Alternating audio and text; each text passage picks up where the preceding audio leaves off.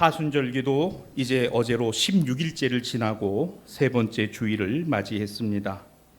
예수님의 공생의 시작 사역의 출발은 광야에서 40일을 금식하며 시험 받으심으로부터 시작되었음을 보았습니다. 해마다 사순절이 되면 우리는 우리 자신과 교회 그리고 우리의 삶의 자리에 그리고 다른 사람과의 관계 안에서 신앙과 믿음을 되새겨 보게 됩니다. 우리 앞에는 부활이 놓여 있고 부활 앞에는 예수 십자가의 죽으심의 사건이 놓여 있습니다. 여기에 이르기까지 40일의 영적 각성, 인생의 의미가 무엇이고 신앙 안에서의 인생은 어떤 모습이어야 하는가, 또한 그리스도인으로서 다른 사람들과의 관계를 어떻게 만들어가고 세워야 하는가를 돌아보고 생각하는 것이지요. 이것을 한마디로 이렇게 표현하고 싶습니다. 하나님과의 동행, 하나님과 동행하는 삶, 이것은 우리의 세상 안에서의 삶의 자리에 있어야 될 모습이라는 것입니다. 하나님과의 동행은 어디서부터 시작됩니까? 우리의 마음으로부터 시작됩니다. 마음의 각성과 회개, 결단과 다짐이지요. 그리스도인의 영성이라는 것은 바로 하나님과의 동행을 각성하고 또한 결단하며 다짐하는 것이다, 이렇게 말할 수 있을 것입니다. 그런데 우리가 현실적인 어려움을 느낍니다. 아니, 우리 모두가 다 알고 있는 것이 있습니다. 바로 우리 삶의 자리, 즉 세상이 우리에게 주는 것들이 있다는 거죠. 성경은 이렇게 말합니다. 육신의 정욕, 안목의 정욕, 이생의 자랑, 이것은 세상으로부터 오는 것이다, 그렇습니다. 여기에 부정하고 이것은 아니다라고 말할 사람은 아무도 없는 것이죠. 주님을 믿고 주님의 가르침을 따른다라고 말하는 우리의 신앙 안에서도 여전히 우리의 삶의 고민과 근심, 염려와 걱정은 세상을 향하여 열려 있다는 것을 부정할 수 없습니다. 이것이 잘못되었느냐? 아닙니다. 잘못되지 않았어요. 우리의 목숨이 붙어 있고 우리가 이 세상을 살아가는 한 세상을 향한 염려의 끈과 걱정과 근심은 항상 있을 것이라는 사실입니다. 늘 우리의 생각 안에는, 우리의 눈에 보기에는 우리가 걱정하고 염려하고 근심할 수밖에 없는 현실이 놓여 있다는 것입니다. 이것을 해결하고 이 문제가 풀려지고 이것이 나아지기를 기대하고 소망하는 것 마땅하고 당연한 것입니다. 시간이 지나면 나아질까? 시대가 바뀌면 나아질까? 정권이 바뀌면 나아질까? 기대하고 소망을 갖습니다. 희망해 봅니다. 세상의 구조가 좀 달라지면, 환경이 좀 나아지면, 경제적인 조건이 좀 나아진다면 말입니다. 더 나아지는 것 아니겠는가? 이와 같은 생각 말이죠. 한마디로 기대입니다. 기대가 있다는 것은 좋은 의미도 됩니다. 아니, 좋은 의미이기도 합니다. 왜냐하면 살아있는 모든 생명 안에 기대는, 그것은 자연스러운 것이기 때문에 그러합니다. 적어도 자라나고 성장하고 성숙하는 것이야말로 바로 생명 있는 것에 대한 근거요, 생명 있는 것에 대한 모습이기 때문입니다. 사순절기는 우리의 신앙과 믿음이 어떻게 되어지는 것일까요? 자라고 성장하며 성숙하는 것이죠. 살아있는 신앙. 사랑하는 우리 대사의 신앙가족 여러분, 이 사순절기를 보내며 저와 여러분의 신앙과 믿음이 살아있기를 주님의 이름으로 축복합니다. 생명이신 주님으로 살게 되기를 바랍니다. 그 생명의 주님이 말씀하시고 그 말씀을 듣고 그 말씀이 우리의 마음에 새겨져서 우리 마음의 변화가 일어나고 우리의 삶의 모습이 달라질 수 있는 것이야말로 저는 하나님의 은혜라고 생각합니다. 하나님의 은혜가 놀라운 은혜인 것은 우리의 생각대로가 아니라 생각하지도 못한 것이기에 놀랍다. 주님의 큰 은혜. 오늘 이와 같은 사순절기가 되었으면 좋겠습니다. 자, 주님과의 영적 교제와 묵상이 우리 안에 있을 때 근심과 염려가 해결되어지는 것은 밖에서의 외적 조건이 아니라, 그렇습니다, 나의 가장 깊은 곳, 나의 마음으로부터 시작된다라는 점입니다. 내 힘으로 되는 것 아니죠. 근심과 걱정의 해결은 오늘 외부의 어떤 변화로부터 되어지는 것 절대로 아닙니다. 그런가 싶었는데 시간 지나면 역시나 똑같구나. 달라졌는가 싶은데 시간 지나니까 역시나 다른 것 하나 없구나. 이것이 우리의 삶의 자리에 오늘의 세상의 현실이라는 것을 우리가 기억해야 할 것입니다. 문제를 알고 있지만 문제를 풀어갈 수 있는 힘이 우리에게 있는 것일까? 문제가 사회 구조 안에 환경 속에 조건 속에 있는 것이겠지만 그것이 개선되고 달라진다고 해서 인생의 근본적인 문제가 풀리고 해결되는 것일까? 세상적인 기대와 희망이 있다면 하나님을 향한 기도와 주님 안에서의 소망 또한 있어야 된다는 것을 성경은 우리에게 가르칩니다. 사랑하는 여러분, 세상에 대한 기대와 희망을 접지 마십시오. 보다 더 나은 세상이 되고 보다 더 정의로운 권력이 되고 보다 더 국민과 백성들을 위하는 정부가 되도록 우리가 기대하고 희망해야 될 필요가 있습니다. 동시에 거기에서만이 아니라 우리 신앙인들은 하나님을 향한 기도와 주님 안에서의 소망이 더 커야 할 줄로 믿습니다. 기대와 희망, 여기에 더 큰 게 뭐라고요? 기도와 소망입니다. 기대하고 희망하죠. 대통령 잘해주기 바라고 정권이 바뀌면 잘 되기를 바랍니다. 우리 국민들을 위해서 잘 해주었으면 좋겠습니다. 그런데 첫 출발부터 별로 좋아 보이진 않아요. 그래도 잘했으면 좋겠습니다. 기대합니다. 또 희망합니다. 그래서 우리 뭐 합니까? 기도하잖아요. 그리고 우리는 소망을 세상에 두고 있지 않아요. 세상의 주인이신 주님께 두는 겁니다. 우리의 소망이 누구에게 있어요? 주님께 있습니다. 사랑하는 신앙가족 여러분, 이와 같은 관점에서 사순절기를 보내는 저와 여러분 가운데 주시는 오늘 이 공동 성서전과의 말씀들을 살펴보기를 원합니다. 먼저 복음서의 말씀 누가복음 13장 이하에는 두 가지 사건을 오늘 나누고 있어요. 하나는 유대 예루살렘에서 일어난 그와 같은 비극적 사건을 예수께서 말씀하신 후에 이에 무화과 나무의 비유를 설명하심이 겹쳐 있습니다. 이런 사건이었어요. 유월절은 이스라엘 유대 민족의 가장 큰 절기입니다. 그래서 그들은 평상시에 삶의 자리를 뒤로하고 예루살렘 성전을 향하여 순례의 길을 나섰습니다. 순례의 길을 나선 사람들 중에 갈릴리 지역에서 온 3,000명의 사람을 당시에 로마의 총독이었던 본디오 빌라도가 학살을 하고 피를 성전 제물 가운데 섞었다라고 하는 가공할 만한 사건이 예수님 당시에 일어난 거예요. 몇 명이 죽었다고요? 3,000명을 죽였습니다. 어떤 사람들을요? 갈릴리 지역에서 예루살렘으로 순례를 온 유대인들 3,000명을 로마 총독이 죽였어요.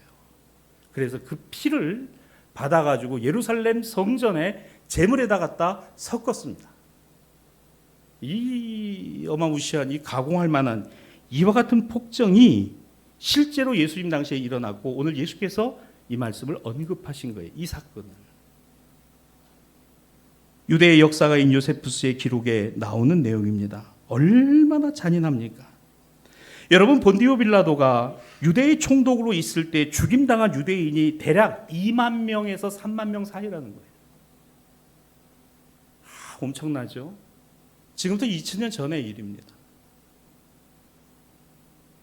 러시아의 푸틴이 전쟁을 일으키고 나는데 지금 궁지에 몰렸어요. 군인들은 전의를 상실했고 물자 보급선은 길어지는 바람에 보급이 제대로 되지 않습니다. 무기가 고갈됐고 러시아 정규군 거의 1만 명 가까이가 전사를 했어요. 젊은이들이. 이제는 안 되겠다 싶으니까 막 가고 있지 않습니까? 국제적으로 협약되어 있는 살상용 무기를 쓰지 않아야 되는 여러 가지 무기들이 있어요. 백린탄이라든가. 여러분, 백린탄이라는 거는요, 이 포탄이 터지면 몸이 완전히 새까맣게 타버립니다. 불이 붙어가지고요, 속살까지 뼈까지 다 녹여버리는 탄이 백린탄. 이거를 여러분 민간인들에게 쓰고 병원을 폭격하고 아이들을 죽이고 이 시대의 살인자 아닙니까? 어떤 목적으로도 어떤 명목으로도 전쟁은 정당화될 수 있는 게 아니에요. 핵무기 사용 얘기도 나옵니다. 시뮬레이션을 해서 만약에 러시아가 핵을 쓰면 미국이나 여기가 쓰지 않을 수 없는 거죠. 1시간 안에 약 1억 명이 죽는다는 계산이 나와 있어요. 여러분, 이게 우리 시대에 벌어지는 가공할 만한 사륙과 살인의 현재의 모습을 우리는 똑똑히 실시간으로 뉴스를 통해서 지금 보고 있지 않습니까? 예수님 당시에 갈릴리 유대인이 3,000명이나 로마 총독으로부터 죽임을 당하고 그 피가 강을 이루었다는 이 역사적 사건이 유대인들에게 준 충격은 대단했습니다. 그런데 예수님이 놀라운 이야기를 하세요. 자, 본문 2절로 3절입니다. 너희는 이 갈릴리 사람들이 받은 해가 다른 모든 갈릴리 사람보다 죄가 더 있다고 생각하는 것이냐? 너희에게 이르노니 아니라 너희도 만일 회개하지 아니하면 다 이와 같이 망하리라. 여러분, 이 말씀에 오해가 없기를 바랍니다. 그 3천 명이 하나님 제대로 믿지 않아가지고 신앙생활 안 했기 때문에 이와 같이 죽었다라는 해석이 아니에요. 그 인간이 할 수 없는 그 끔찍한 그와 같은 권력의 폭정과 살인이 벌어진 그 일이 결국 그리스도인들에게, 신앙인들에게 어떤 교훈이 되어야 하느냐? 우리가 하나님 앞에서 바르고 합당하게 살아가야 한다라는 교훈이 되지 않으면 무엇이 다를 수 있겠느냐라는 거예요. 예수님이 말씀하시는 회개의 촉구는 오늘 예수님의 제자들과 예수님을 따르는 이들을 향하여 주고 계신 말씀이기도 합니다. 또 있어요. 실로암 베데스다 연못에 물을 끌어들여서 예루살렘 성 안으로 이용하려는 공사가 당시에 일어났던 것 같아요. 그래서 이 공사를 감독하는 망대를 높이 세웠는데 그 망대에서 감독하던 이들이 그만 이 망대가 무너져서 18명의 감독관들이 사망한 사건이 역시 있었습니다. 여러분, 이 사건을 두고도 예수께서 말씀하시죠. 4절로 5절입니다. 실로암에서 망대가 무너져 치어 죽은 18사람이 예루살렘에 거한 다른 모든 사람보다 죄가 더 있다고 생각하는가? 아니다. 너희도 만일 회개하지 않으면 이같이 무너지고 망하게 될 것이다 라는 거예요. 이 대수로 공사를 당시에 벌였던 거예요. 실로암 못에 물을 끌어들이기 위한 공사. 그걸 위해 작업 감독관들을 세우고 망대에서 감독하다가 어찌된 일인지 이 망대가 무너졌어요. 이게 왜 무너졌을까요, 여러분? 부실 공사를 하니까 무너지는 거죠. 아파트를 짓다가 콘크리트 덜 갖다 부으니까 무너지는 거잖아요. 이 부실 공사입니다. 오늘날 법으로 적용하면 이게 뭐가 돼요? 중대재해 처벌법의 대상이 될 겁니다. 그렇게 죽었어요. 몇 명이나? 18명이. 이게 또 유대 예루살렘 안에서 엄청나게 회자가 된 얘기가 된 겁니다. 그러며 나는 거기에 해당되지 않으니까, 나는 그렇게 죽은 사람들이 그 죽음에 대해서 하나님의 저주고 하나님이 무엇인가 심판하신 것이다라는 메시지를 믿고 싶어하는 이들이 많았던 거죠. 예수님은 그들을 향해서 말하는 거예요. 너희는 깨끗하다고? 너희가 깨끗해서? 그들은 너희보다 죄가 많으니까? 아니다라는 거예요. 그렇지 않다라는 거예요. 여러분, 오늘 이 말씀이 우리에게 주고 있는 의미를 우리가 좀 정확하게 받아들였으면 좋겠습니다. 사랑하는 신앙가족 여러분, 그리스도인이, 성도가, 교인이, 교회가 세상보다 깨끗해서 하나님이 우리를 인정하고 계신 게 아니라는 거예요. 저와 여러분이 세상에 하나님을 알지 못하는 사람보다 정직하고 바르고 깨끗해서 우리가 하나님의 자녀로 살아가는 게 아니다라는 겁니다. 이게 무슨 뜻입니까? 날마다 우리가 하나님 말씀 앞에 나의 허물과 죄악이 보여져야 되고, 다른 사람이 성경에 비추어지는 게 아니라 성경 안에서의 말씀이 나를 향하여 다가오고 있음이 되지 않는다면 너도 죽은 자고 너도 망하는 자다라는 거예요. 이게 예수님의 메시지의 핵심입니다. 사랑하는 여러분, 누가 신앙생활을 잘해야 좋은 교회입니까? 내가 신앙생활 잘해야 좋은 교회인 거예요. 어떤 교회가 믿음이 있는 교회예요? 내가 믿음이 있어야 이 교회가 좋은 교회인 겁니다.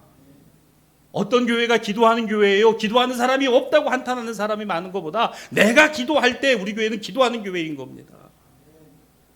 사랑하는 성도 여러분, 주님의 메시지를 정확히 읽어보십시다. 그들을 동정하고 그들을 긍휼히 여기심이 아니었어요. 그들을 향하여 무턱대고 말씀하신도 아니었어요. 예루살렘 성전을 중심으로 오늘 저들이 유대교 신앙을 따르고 그리고 하나님 앞에 날마다 제물과 희생제물을 드리는 제사가 있다 하더라도 여전히 그 시대의 고민과 아픔 앞에서 나만 아니면 돼, 나만 거기에 해당되지 않으면 돼라고 하는 개인주의에 매몰된 유대교 신앙, 여호와 신앙, 야훼 신앙을 여전히 갖고 있는 이들을 향하여 예수님이 말씀하고 계심으로 보여진다는 겁니다. 비슷한 내용이 오늘 또 이어지죠.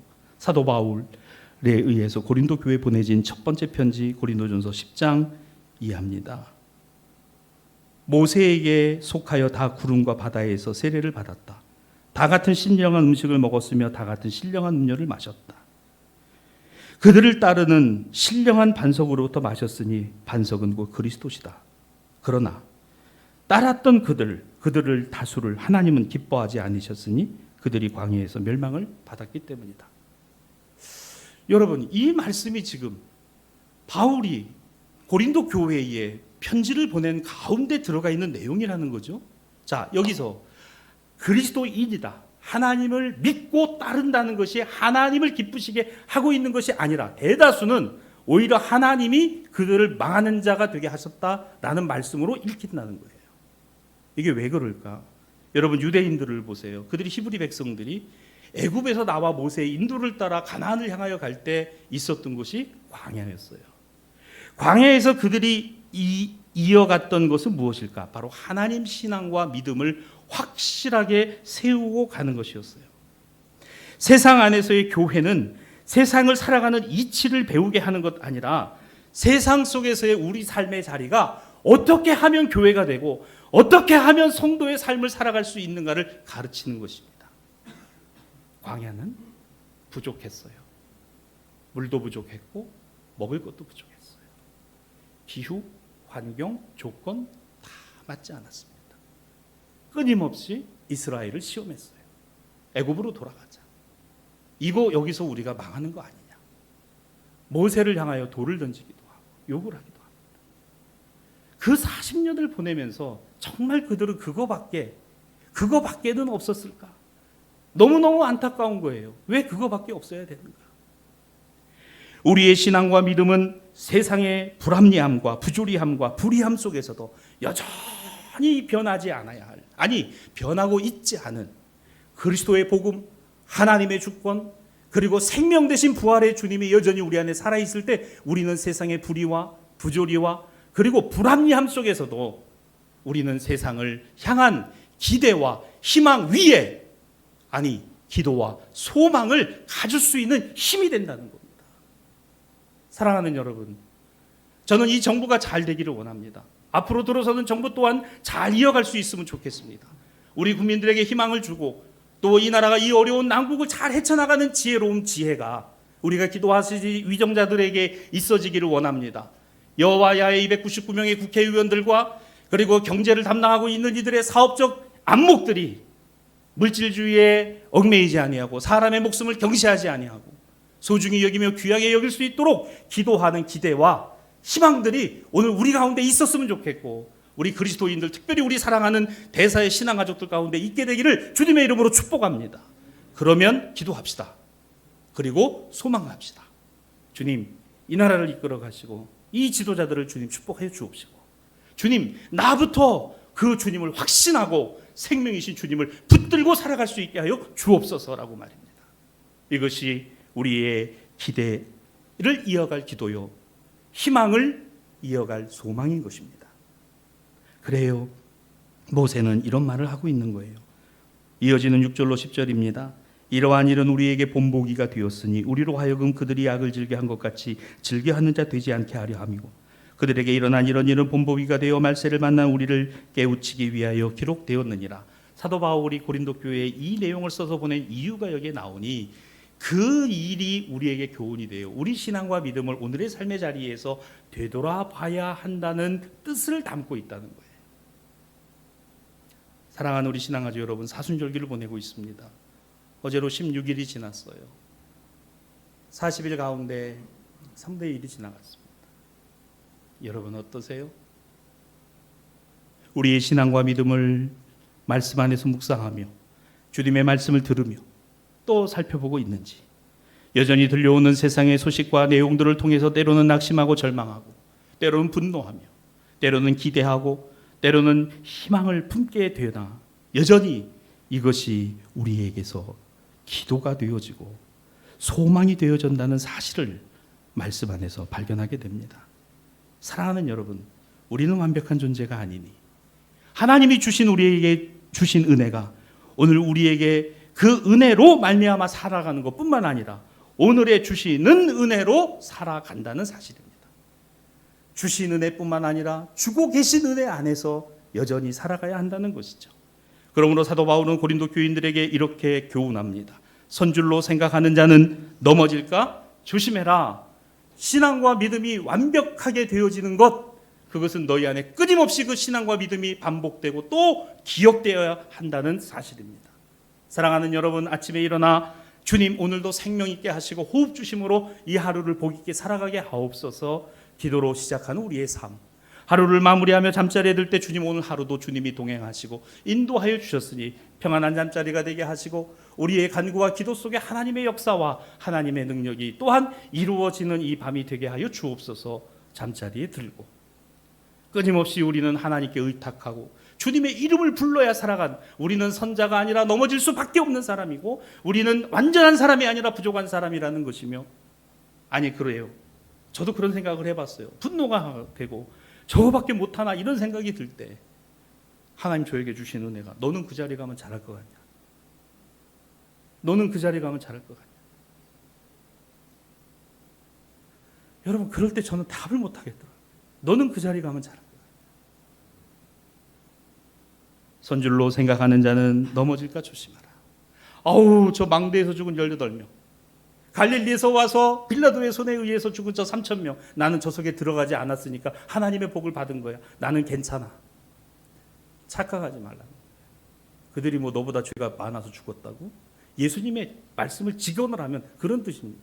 그들이 너희보다 부족해서 죄가 많아서 하나님이 저주해서 죽었다고? 천만에 그렇지 않아. 우크라이나 전쟁을 보면서 가슴 아파하는 어르신들이 많아요. 왠지 아십니까? 한국 전쟁의 경험이 있거든요. 그 끔찍함을 직접 목도하신 세대들이 오늘의 한국 사회에 계십니다. 가슴이 너무 아픈 거예요. 어제는 우크라이나에서 108개의 유모차를 전시해 놓고 사진을 찍어서 유튜브에 전 세계에 올렸습니다. 유모차 108개. 지금까지 러시아의 침략으로 죽은 아이들의 숫자라는 거예요. 파악된 숫자다. 여러분, 그들이 무슨 죄가 있어서요? 그들이 우리보다 죄가 많아서 그 전쟁의 참악 속에서 목숨을 잃어버린 것일까요? 아닙니다. 그렇지 않아요. 인간의 탐욕과 욕심이라는 것이 저렇게 생명을 말입니다. 아무렇지 않게. 그래서 우리는 뭐 해요? 주님, 전쟁이 종식되고 평화가 오기를 원합니다. 기대하고 희망하면서 한 걸음 더 나아갑니다. 하나님 아버지, 기도하옵기는 이 전쟁이 하나님의 손에서 빨리 종식되고 세계의 지도자들이 이와 같은 것에 지혜를 모으게 하시고, 하나님이 이 전쟁의 참화로부터 우크라이나 백성들을 긍휼히 여겨주시고, 전쟁에 나가 있는 저 러시아 군인들, 저 젊은 아이들이 저렇게 목숨을 잃어가면서 해야 되는 이 아픔을 하나님 종식시켜 주시고. 여러분, 우리가 이런 기도가 익숙하잖아요. 왜 그렇죠? 우리는 한국 전쟁과 분단, 그리고 지금까지 대립과 갈등을 이어가고 있기에 우리는 이 기도를 지금도 하고 있잖아요. 하나님이 이 휴전선이 걷어지게 하시고 남북의 대치 상황이 종식되게 하시고 저 북한 정권이 깨닫게 하시고, 그래서 하나님 한반도의 평화와 통일이 이루어지기를 우리는 늘 기도하고 있잖아요. 저는 하나님께서 이 기도 들어주실 줄 믿습니다. 반드시 이루어주실 줄 믿어요. 언제요? 우리가 기도하는 한. 그렇죠? 우리가 기도하는 한. 예수께서 이어 말씀하십니다. 본문 6절로 9절 무화과 나무에 관한 얘기예요. 무화과, 그래요. 꽃피지 않는 나무입니다. 이스라엘은 이 나무가 참 많았던 것 같아요. 그런데 이 무화과를 포도원에다가 갖다 심었어요. 여러분, 포도원에 원래 혼합으로 심지도 않는데 이 무화과만큼은 포도 농장에다 같이 갖다 심는 것이 유대 풍속이기도 합니다. 뭐 여러 가지 이유가 있어요. 이게 워낙 잘 자라는 것도 있기도 하고, 또 포도원은 어떻게 해요? 늘 살펴봐야 돼요. 그러니까 포도원지기에게 맡겨놓으면 이것이 잘 관리가 될 것이라는 그와 같은 당시 유대의 농법이 작용되기도 했습니다. 누가복음 13장 6절로 7절에 비유입니다만 예수께서 이렇게 말씀하시죠. 포도원에 무화과 나무를 심은 것이 있는데 사람이 와서 열매를 구하였지만 열매가 없었다. 포도원지에게 말하되 아마도 이 농장 주인인 것 같아요. 3년을 와서 이 무화과 나무에서 열매를 구했으나 없으니 찍어버리겠다. 3년을 봤다는 거예요. 그런데도 열리지 않았다는 겁니다. 여러분, 이게 잘 자라기도 하지만 그런데 열매가 없다는 것은, 그렇다면 이게 땅에 문제가 있는 건지 아니면 관리했던 포도원지기에게 문제가 있는 것인지. 그런데 말입니다, 이 농장 주인은 이거예요. 단지 잘 익어서 맛있는 열매를 찾는 것만이 아니라 왔는데 3년간 와서 봤는데 그래도 야 뭐라고 보여질 수 있는 것, 비록 작지만 비록 아무것도 아닌 것 같지만 달려있는 거예요. 조그만 거 하나라도 달려있는 거예요. 달려있는 것이 이게 나중에 자라면 뭐가 될까요? 열매가 된다라는 것이 있다면 이런 소리를 안 했을 거라는 거예요. 여러분 잘 이 말씀을 새겨 들으시기 바랍니다. 지금 당장 달려서 따먹을 수 있으면 좋죠. 그러나 그것만을 지금 주인이 말하는 게 아니라 보세요. 3년을 와서 봤는데 그런 흔적조차도 남아 있지 않더라는 겁니다. 여러분 교회가 복음의 씨앗이 사라지면 그건 교회가 아닙니다. 예수 그리스도의 십자가와 부활의 복음이 없다면 그건 열매도 아닙니다. 아무리 큰 예배당 짓고 아무리 몇천 명이 모이는 교회당이라 하더라도 복음의 씨, 성도들 마음과 심령 속에 일어나는 하나님의 은총의 변화, 그리고 세상을 향한 기대와 희망을 기도와 소망으로 끌고 가는 성도들의 교회, 성도들의 모임이 아니라면 그것이 과연 주님의 교회이겠는가? 사랑하는 대사의 신앙가족 여러분, 오늘 우리가 이 지역을 바라보며 우리 교회 주변을 바라보며 지금 보이는 모든 게 다라고 생각하는 분들은 한 분도 없어요. 저를 비롯해서. 그러면 우리는 이러한 변화의 기대와 희망을 품고 있어요. 오늘 점검해 봅시다. 우리는 작은 씨앗, 복음의 씨앗, 예수 그리스도의 생명의 복음의 씨앗이 우리 안에 있어서 이것이 우리의 기도의 중심이 되고 우리 신앙과 믿음의 소망의 중심이 되고 있는지를, 그러면 우리 교회는 이 땅 안에, 이 지역 안에 영혼들을 향하여 얼마든지 하나님이 쓰시는 교회라고 믿습니다. 아니 여러분 믿으시기를 바랍니다. 그게 믿음이요, 그게 우리 복음의 씨앗이라는 거죠. 여러분 지금 당장에 우리 교회가 괄목할 만한 대단한 엄청난, 여러분 그거 아니어도 돼요. 주인이 원하는 건 그것만이 아니라 그지 않아. 오죽하면 예수님은 씨에서 하도 작은 씨 어디까지 내려가신 비유가 있어요. 겨자씨 한 알. 그건 눈으로도 잘 보이지도 않아요. 겨자씨 한 알. 이것이 30배, 60배, 100배. 하나님 나라는 이와 같은 것이다. 하나님 나라 이와 같은 것이다.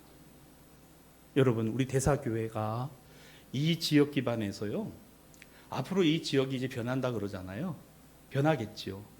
근데 우리는 이렇게 해요. 이게 도대체 40년을 안 변하고 말입니다. 이렇게 또 뭐 올해 7월 달에 착공한다고 벌써 작년이었잖아요. 저 펜스를 칠 때부터 그랬어요. 우리 김 목사님은 신방 갔다 오다가 보면서 김 목사님 저거 펜스 치는데 내가 보기 저거 6개월 간다. 그랬더니 진짜 6개월 갔더니 작년에 반년을 저거 펜스 치는데 반년 걸렸어요. 자 보세요. 이제 여러분 불도저 들어오는데 앞으로 한 4개월 걸릴 겁니다. 불도저 뽀로로로 들어와가지고 이제 막 땅 파는 거 올해 한 7월이나 8월. 그것도 6월달 선거해보고 나서. 그럴 거예요. 그래도 우리는 뭘 봐요? 그래도 이 지역 바라보고 이 밑에를 바라보고 김해 쪽을 바라보고 이쪽을 바라보면서 하나님, 이 교회가 하나님의 복음, 그리스도의 복음을 증거하고 전하는 교회이기를 원합니다. 우리가 기도하고 있다면 그 믿음이 여러분 안에도 있어야 된다는 거예요. 여러분에게 있어야 된다는 겁니다. 그래야 우리 교회가 믿음 있는 교회요, 신앙 있는 교회인 거죠. 우리 교회는 무슨 기도도 안 하는 것 같고 여러분 그건 내 생각인 거예요. 근데 오늘 주인은 말합니다. 그 작은 것 하나라도. 이어지는 누가복음 13장 8절로 9절 이 포도원 지기의 대답입니다. 주인님, 금년에도 그대로 두소서. 내가 두릅하고 거름을 줄이니 이후에 만일 열매가 열면 조건이와 그렇지 않으면 찍어버리소서. 여기 중요한 말 하나가 나옵니다. 주님, 금년에도 그대로 두소서. 기다리소서. 제가 더 열심히 하겠나이다. 제가 더 열심히 돌아보겠나이다. 여러분 왜 예수께서 이 비유를 말씀하셨을까? 바로 그거예요. 이게 바로 실로암 망대 사건과 빌라도가 3천 명을 죽인 사건 뒤에 이의 비유로 말씀하시되 라는 내용과 연결되어 있어요. 그러면 당시에 예루살렘 성전에 와서 하나님께 제사 드리고 예배 드리고 제물 드리고 신앙과 믿음이 좋고 바리새인들이 우리는 율법을 지키는 사람들이고 하나님의 의인이고 뭐 이런 이야기를 하는 그들이 한 걸음 더 깊이 들어가면 빌라도에 의해서 죽임을 당하고 망대가 무너져서 사고로 중대재해로 인하여 죽은 억울한 그 사람들을 가슴에 품고 하나님 아버지 이와 같은 사람들을 긍휼히 여기시고 불쌍히 여겨주셔서 이 땅을 하나님 변화시켜 주시고 하나님의 의와 공의가 세워지기를 원합니다라고 기도하는 사람 한 명만 있었어도, 한 사람만 있었어도 오늘 예수님이 이 말씀을 하셨겠는가라는 거예요. 사랑하는 신앙가족 여러분, 오늘 말씀의 제목을 기대와 믿음이라고 했습니다. 맞습니다. 기대하세요. 희망합시다. 보다 더 나은 세상과 대한민국을, 온 세계를 평화의 주님이 이끌어 가실 것을 우리가 바라본다면 이것이 저와 여러분의 기도의 제목이 되어야 하고, 또한 저와 여러분의 소망이 되되, 그 소망은 나에게 있는 소망이 아니라 주님께 두는 소망, 주님이 하심의 소망이어야 할 줄로 믿는다는 것입니다. 말씀을 정리합니다. 오늘 이 말씀 속에서 우리는 열매 맺음의 믿음을 갖게 되기를 주님의 이름으로 축복합니다. 열매를 맺는 믿음을 가지십시다. 지금 당장 열매가 보이지 아니하고 열매가 아닌 것처럼 보여도 조그만 하나, 그 하나의 씨앗이라도 붙어 있다면 꽃이 안 피어도 상관없어요. 무화과는 열매를 보는 겁니다. 교회가 세상 안에서 그렇게 별 볼 일 없는 것처럼 보여도 괜찮아요. 그러나 교회는 하나님 나라의 열매를 갖고 있어야 된다는 거예요. 그 열매를 품으십시다. 품고 자라게 하시는 이는 주님이시니 이 열매를 갖고 우리가 해야 될 일이 있어요. 8절입니다. 두릅하고 걸음을 줄이니 그렇습니다. 주님, 내가 더 열심히 기도하겠나이다. 주님, 내가 더 열심히 헌신하고 봉사하고 섬기겠나이다. 주님 앞에 신앙과 믿음을 바르게 하려고 하겠나이다의 고백이 있게 되기를 바랍니다. 두 번째로 우리가 기억할 것이 있어요. 우리에게 주어진 기회가 있습니다. 이 기회를 선용합시다. 이 기회를 활용합시다. 사순절기를 보내요. 말씀 묵상하세요. 말씀을 들어보세요. 그리고 그 말씀에서 우리에게 들려오는 주님의 음성을 들어보세요. 오늘 반드시 주님의 은혜가 우리 안에 임하게 될 줄로 믿습니다. 말씀을 듣는 자들에게 일어나는 역사가 있습니다. 누가복음 3장 8절, 그러므로 회개에 합당한 열매를 맺고, 그래요, 회개에 합당한 열매, 내 마음과 심령 안에서부터 맺어지는 것입니다. 세상을 바라보되 어떻게 바라봅니까? 우리가 세상을 이해하되 어떻게 이해할 것입니까? 기대와 믿음, 그렇습니다. 기대와 믿음이 우리 안에 기도와 소망으로, 주님을 향한 기도와 소망으로 굳건히 새겨지는 이 사순절 세 번째 주일 이후의 삶이 되었으면 좋겠습니다. 구약 본문 이사야 55장 1절로 3절, 오늘 주님이 우리에게 말씀하십니다. 나에게 나오는 자들 무엇을 위하여 무엇을 가지고 아닙니다. 2절에 보면 내게 듣고 들을지어다. 그렇습니다. 주님의 말씀을 듣는 것이죠. 귀를 기울이고 내게로 나와 들으라. 그리하면 너희 영혼이 살리라. 그렇습니다. 들으세요. 주의 말씀을 필사합니다. 말씀을 읽습니다. 말씀을 묵상합니다. 그리고 주님의 음성을 듣습니다. 그리고 우리 안에 주시는 평안함이 있어요. 내가 너와 항상 함께 있을 것이다. 그리고 세상은 길과 진리와 생명 되신 예수 그리스도 안에 있음을 우리는 보고 믿잖아요. 주님이 이 대한민국을 이끄시고 주님이 이 세상의 주인이십니다. 우리 가정에도 우리 생활에도 주님이 주인이십니다. 이 믿음과 신앙의 고백을 여전히 우리 안에 두고 살아가는 모든 대사의 신앙가족들이 되시기를, 그래서 주님 더 열심히 하겠습니다. 오늘 이 포도원 주기처럼 말입니다. 일단은 그대로 두소서. 주님 더 열심히 기도하겠습니다. 신앙과 믿음으로 살아가겠습니다. 이와 같은 다짐과 결단이 이어지는 저와 여러분, 오늘 사순절 세 번째 주일이 되기를 주님의 이름으로 축원합니다.